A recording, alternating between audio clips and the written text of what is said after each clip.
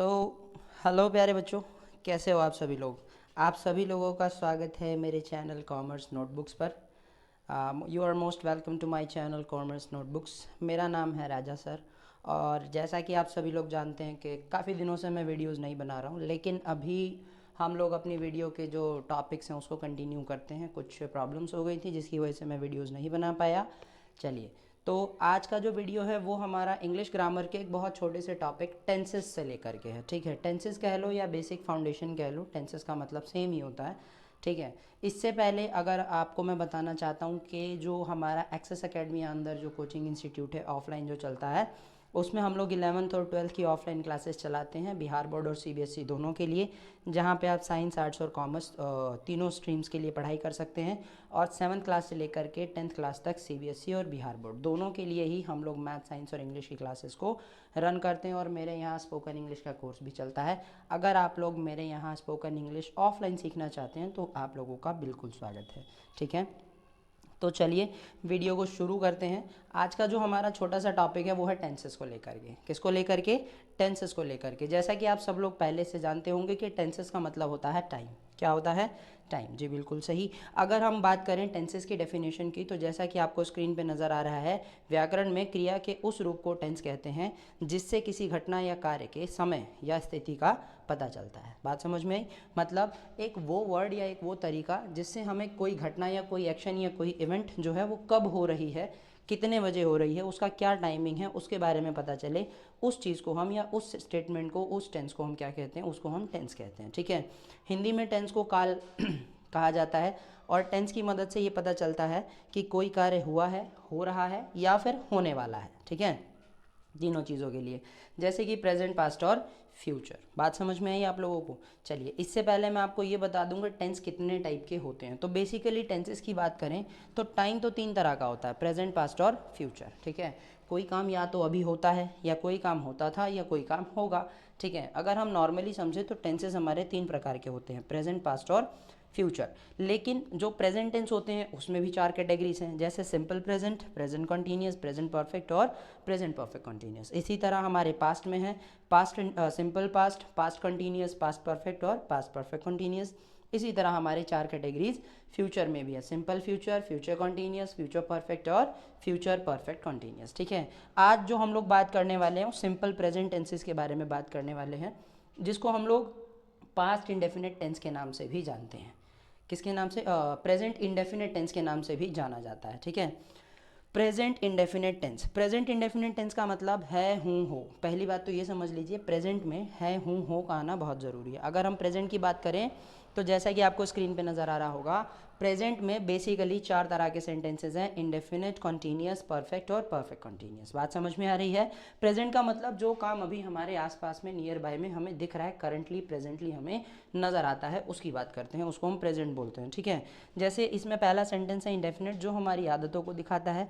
दूसरा सेंटेंस, दूसरा जो हमारा टाइप ऑफ टेंस है वो है कॉन्टीन्यूस। कॉन्टीन्यूस टेंसेस वो टेंसेस होते हैं जो हमें क्या बताते हैं? कोई काम लगातार जारी है। ठीक है, उसके लिए बताते हैं। फिर आता है परफेक्ट और उसके बाद आता है परफेक्ट कॉन्टीन्यूस। ठीक है जी, चलिए, तो जो हमारा आज का टॉपिक है वो है प्रेजेंट इंडेफिनिट टेंस। जो हम लोग अभी जो टेंस की कैटेगरीज पढ़ रहे हैं, इन सभी कैटेगरीज में से जो हमारा आज का टॉपिक है वो है प्रेजेंट इंडेफिनिट टेंस, जिसकी पहचान क्या है? हिंदी वाक्य की मुख्य क्रिया के अंत में ता है, ती है, ते है आता है। अगर हम आसान शब्दों में कहें तो हमारी रोज़ की आदत, क्या?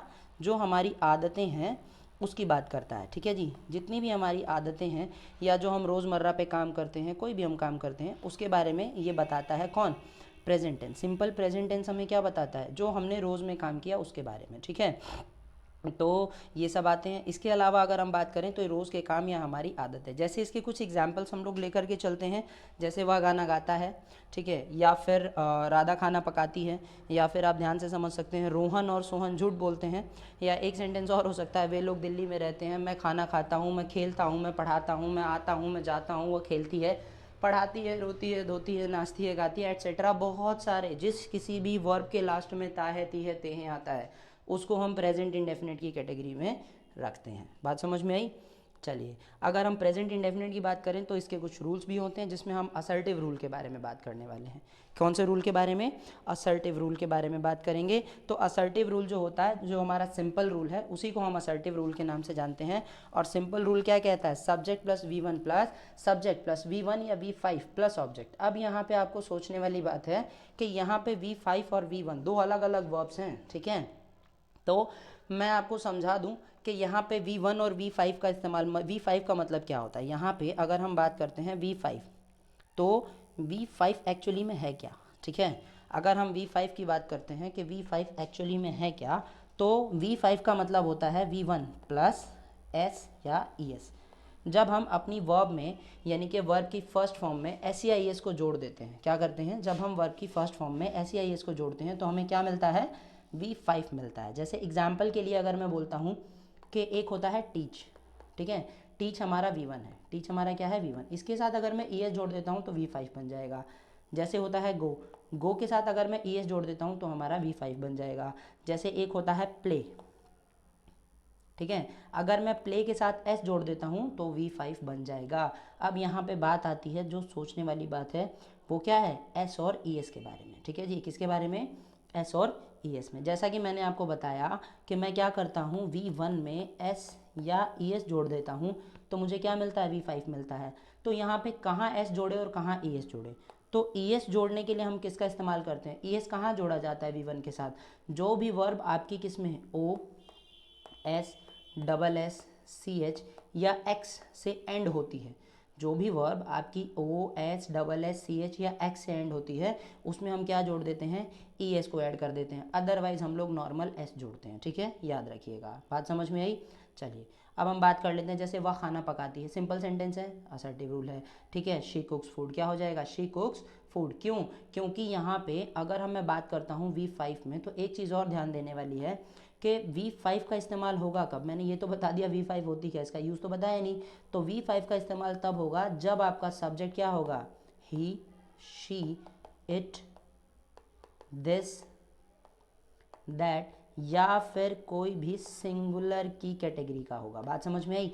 जब आपका verb he, she, it, this, that या कोई भी सिंगुलर की कैटेगरी का हो आपका सब्जेक्ट, तो आप किसका इस्तेमाल करोगे? V5 का। अदरवाइज आपको V1 का ही यूज़ करना है। जैसे इस सेंटेंस में आपको दिख रहा है वह खाना पकाती है, तो वह एक लड़की है, सिंगुलर है, तो हो जाएगा शी कुक्स फूड। जैसे मैं किताब पढ़ता हूँ, मैं किताब पढ़ता हूँ, तो क्या हो जाएगा? I read book. क्यों? क्योंकि यहाँ मैं प्लूरल की कैटेगरी में रखा जाता है। बात समझ में? जैसे सोहन अंग्रेज़ी पढ़ता है, सोहन अंग्रेज़ी पढ़ता है, तो सोहन एक सिंगुलर है, तो क्या हो जाएगा? सोहन अंग्रेज़ी पढ़ाता है, तो सोहन टीचर्स इंग्लिश हो जाएगा। बिल्कुल सही। इसके अलावा मोहन और राधा गोकुल में रहते हैं, तो क्या हो जाएगा? Mohan and Radha live in Gokul. बात समझ में आई? अगर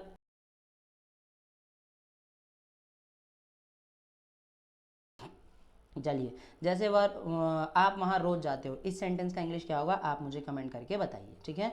चलिए, ये तो था असर्टिव रूल। अगर हम असर्टिव रूल की बात करें तो असर्टिव रूल खत्म हो जाता है। आपके पास स्क्रीन पे कुछ सेंटेंसेस नज़र आ रहे होंगे जो असर्टिव रूल से रिलेटेड है। आप चाहें तो इनकी प्रैक्टिस कर सकते हैं। आप इसका स्क्रीनशॉट ले लीजिए और स्क्रीनशॉट लेकर के इसकी प्रैक्टिस शुरू कर दीजिए, ठीक है। कहीं कोई डाउट आता है तो आप मुझे कमेंट में पूछ सकते हैं सारे डाउट्स। जिस सेंटेंस का भी मतलब, जिस किसी भी वर्ड का आपको इंग्लिश ना पता हो, वर्ड मीनिंग ना पता हो, कोई सेंटेंस में दिक्कत है, तो आप मेरे चैनल के, आप मेरी इस वीडियो के कमेंट बॉक्स में आकर के मुझसे उसका ट्रांसलेशन पूछ सकते हैं, ठीक है। चलिए, अब हम बात कर लेते हैं इसके नेगेटिव रूल की, क्योंकि नेगेटिव रूल भी तो आता है। नेगेटिव का मतलब क्या? जिस सेंटेंस के अंदर नहीं आता है, तो उसके लिए जो हम रूल यूज़ करते हैं वो है सब्जेक्ट प्लस डू या does plus V1 plus object, ठीक है। नेगेटिव रूल के लिए सब्जेक्ट प्लस डू या does plus V1 plus object, जी नहीं, ये रूल गलत हो गया है।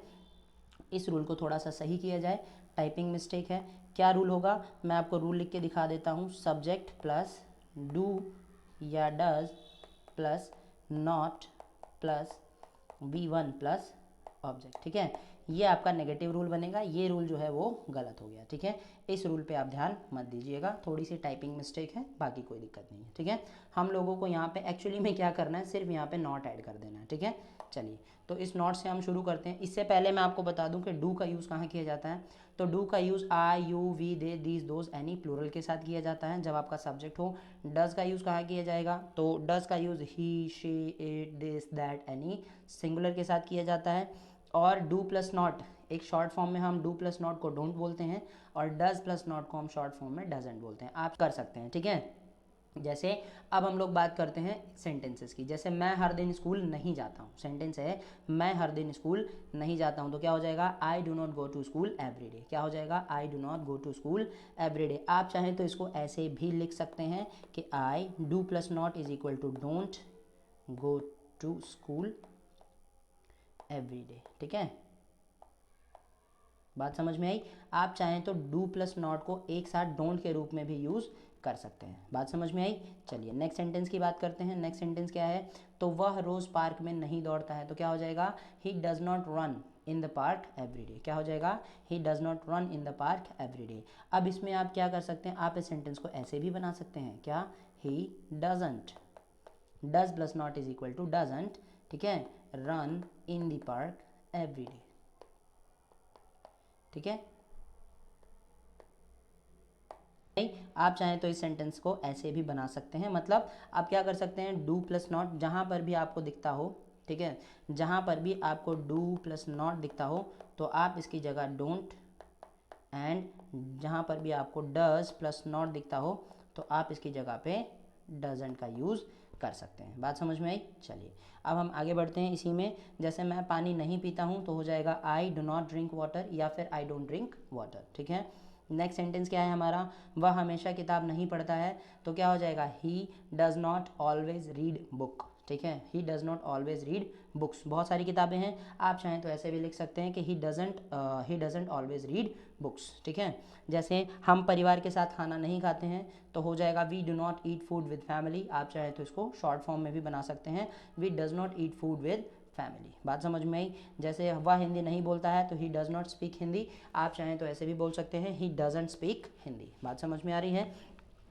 मेरी बहन संगीत नहीं सुनती है, ठीक है, ये क्या हो जाएगा my sister does not listen to music. मेरी बहन संगीत नहीं सुनती है, यहाँ गाना सुनना या संगीत सुनना लिसन टू म्यूज़िक होता है, ठीक है। वह समय पर काम नहीं करता है। इस सेंटेंस को आप मुझे कमेंट में बताइए क्या बनेगा, ठीक है। चलिए, और अगर आपने इस सेंटेंस में जो हम लोग सेंटेंसेस देख रहे हैं, इन सभी सेंटेंसेस की आपको प्रैक्टिस के लिए मैंने बहुत सारे सेंटेंसेस को भी क्या कर दिया है, ला करके रख दिया है। देखिए जैसे कि आप अभी मैंने आपको नेगेटिव सेंटेंस बताया, तो उस नेगेटिव सेंटेंस के लिए भी मैंने बहुत सारी प्रैक्टिस के लिए आपको यहाँ पर बहुत सारे सेंटेंसेस को दे दिया है। अब हम बात करते हैं इंट्रोगेटिव सेंटेंस की, इंट्रोगेटिव रूल की। इंट्रोगेटिव रूल में आपको एक बात हमेशा याद रखनी है, जो आपका हेल्पिंग वर्ब है वो सेंटेंस के सबसे पहले आ जाता है। क्या हो जाता है, तो क्या हो जाएगा डू या does plus subject plus V one plus object. जैसे जैसे क्या हो जाएगा, क्या तुम स्कूल जाते हो, तो हो जाएगा do you go to school, क्योंकि मैं क्वेश्चन पूछ रहा हूँ। जैसे क्या वह दौड़ती है, तो हो जाएगा डज शी रन, ठीक है। और क्या हो जाता है, क्या वे अंग्रेजी सीखते हैं, तो हो जाएगा do they learn English, English सीखना, लर्न इंग्लिश। क्या वह चाय पीता है, तो इसका हो जाएगा डज ही ड्रिंक टी या टेक टी। चाय पीना ड्रिंक टी भी होता है, टेक टी भी होता है। क्या बच्चे पार्क में खेलते हैं, do the children play in the park, ठीक है। या फिर वह क्या वह किताबें पढ़ती है, इसको आप मुझे कमेंट में बताइए क्या होगा। और इस सेंटेंस से रिलेटेड, मतलब इंट्रोगेटिव रूल से रिलेटेड, ये आपके लिए प्रैक्टिस सेंटेंसेस हैं। आप इसका स्क्रीनशॉट लेकर के इसकी प्रैक्टिस करिए, ठीक है। रूल याद रखिएगा। अब हम बात करते हैं इंट्रोगेटिव रूल की। इंट्रोगेटिव रूल क्या कहता है, इंट्रोगेटिव रूल हमें सीधा सीधा समझाता है कि किसी भी सेंटेंस के लास्ट में अगर क्या और नहीं दोनों एक साथ आ जाए, जैसे क्या वह स्कूल नहीं जाता है, जैसे क्या तुम पानी नहीं पीते हो, क्या वे नहीं खेलते हैं, तो इस तरह के सेंटेंसेस में हम डू या डस तो लगाएंगे ही, साथ में हम क्या करेंगे, नॉट का भी इस्तेमाल करेंगे। जैसे क्या वह स्कूल नहीं जाती, तो does she not go to school हो जाएगा। क्या तुम पानी नहीं पीते हो, do you not drink water हो जाएगा। क्या वे नहीं खेलते हैं, तो हो जाएगा do they not play games. क्या वे खेल नहीं खेलते हैं। जैसे does he not read a book, क्या वह किताबें नहीं पढ़ता है, ठीक है। या फिर do you not exercise every day. बात समझ में आई। जैसे क्या तुम हर दिन व्यायाम नहीं करते हो, जैसे क्या वह संगीत नहीं सुनती है। इस सेंटेंस को आप मुझे कमेंट में बताइए, ठीक है दोस्तों। चलिए, इस क्या और नहीं यानी कि इंट्रोगेटिव नेगेटिव सेंटेंसेस के लिए ये आपकी स्क्रीन पे आपको जो नज़र आ रहे हैं सारे प्रैक्टिस सेंटेंसेस हैं। आपको ये सभी प्रैक्टिस सेंटेंसेस को फुलफिल, मतलब इन सभी सेंटेंसेस की प्रैक्टिस कर लेनी है। अब जो हमारा फाइनल रूल बचता है वो है WH वर्ड का रूल, यानी कि क्वेश्चन वर्ड, जहाँ पे हम क्या, क्यों, कब, कहाँ, कैसे, इस तरह की बातों को लेकर के पूछते हैं। तो सेंटेंस क्या, आपका रूल क्या बनेगा, WH फैमिली का वर्ड, जो भी आपका WH फैमिली वर्ड होगा वो, उसके बाद डू या डज, सब्जेक्ट अगर आपके सेंटेंस में नॉट हुआ तो आपको नॉट लगाना है, देन V1 देन ऑब्जेक्ट। बात समझ में आई? चलिए, जैसे इसके कुछ एग्जांपल्स हम ले लेते हैं। जैसे तुम अपने दांत साफ क्यों नहीं करते हो, यहाँ पे सवाल पूछ रहा है तो हो जाएगा why do you not clean your teeth. बात समझ में आई? Why do you not clean your teeth. जैसे अब वे हमारे साथ क्यों नहीं बोलते हैं, अब वे हमारे साथ क्यों नहीं बोलते हैं, तो why do they not talk to us. ठीक है, why do they not talk to us. जैसे क्या तुम स्कूल क्यों नहीं जाते हो, तो हो जाएगा why do you not go to school. ठीक है, क्वेश्चन वर्ड पहले आएगा, उसके बाद रूल नंबर 3 या रूल नंबर 4। जैसे वह यहाँ क्यों आती है, तो why does she come here. बात समझ में आई? जैसे हम हॉकी क्यों नहीं खेलते हैं, तो हो जाएगा why do we not play hockey. ठीक है, इसके अलावा एक सेंटेंस है, फुटबॉल क्यों नहीं खेलते हो, या तुम फुटबॉल क्यों नहीं खेलते हो, आपको इसे कमेंट में बताना है इसका ट्रांसलेशन क्या होगा। ठीक है, चलिए, ये इसके ऊपर आपको कुछ प्रैक्टिस सेंटेंसेस आपको दिख जाएंगे आपकी स्क्रीन पे, आप इनकी प्रैक्टिस कर लीजिएगा। और मेरी वीडियो के यहाँ तक बने रहने के लिए आप सभी लोगों का बहुत बहुत शुक्रिया। Thanks for watching my video. और अगर वीडियो पसंद आई हो तो वीडियो को लाइक, शेयर और सब्सक्राइब ज़रूर करिएगा। और हाँ, मैंने अभी आप लोगों को प्रेजेंट इंडेफिनिट के बारे में बताया है, जो इसका नेक्स्ट पार्ट है वो प्रेजेंट कंटिन्यूस टेंस के लिए है। इसकी वीडियो भी बहुत जल्द आप लोगों को मिल जाएगी। तो नेक्स्ट वीडियो अब बहुत जल्द हमारी आने वाली है प्रेजेंट कंटिन्यूस सेंटेंसेस के ऊपर। तब तक के लिए जय हिंद प्यारे बच्चों। वीडियो पसंद आई हो तो वीडियो को लाइक, शेयर और सब्सक्राइब ज़रूर करिएगा। Thank you.